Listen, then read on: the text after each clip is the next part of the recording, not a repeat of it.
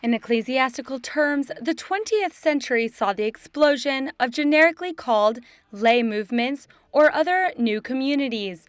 They are solid proposals of Christian life and attractive paths of Christian formation that revolve around a central idea, also called charisma.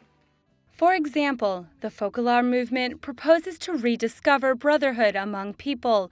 Communion and Liberation proposes an educational method to know the faith in a more vital way, and the community of San Edigio sets out to find the face of God by receiving the disadvantaged. There are hundreds of movements or proposals which attract not only the laity, but also priests and religious. Since they are very active and dynamic realities, they run into the danger of considering themselves the only valid proposals of Christian life, thus practicing their own values and not listening to or heeding the advice of their bishop.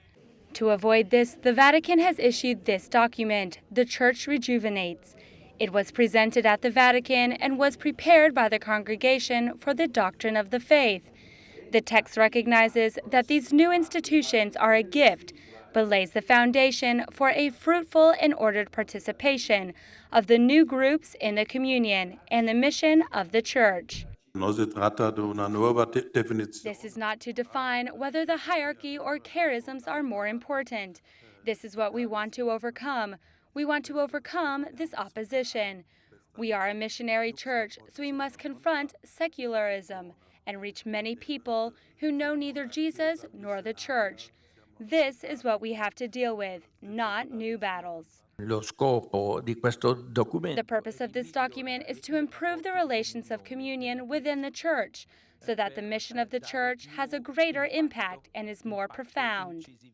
The text recalls that movements must be approved by the bishops, who has received the gift to lead in the church, has also the responsibility of keeping watch over the good exercise of the other charisms, in such a manner that all contribute to the good of the church and to its evangelizing mission.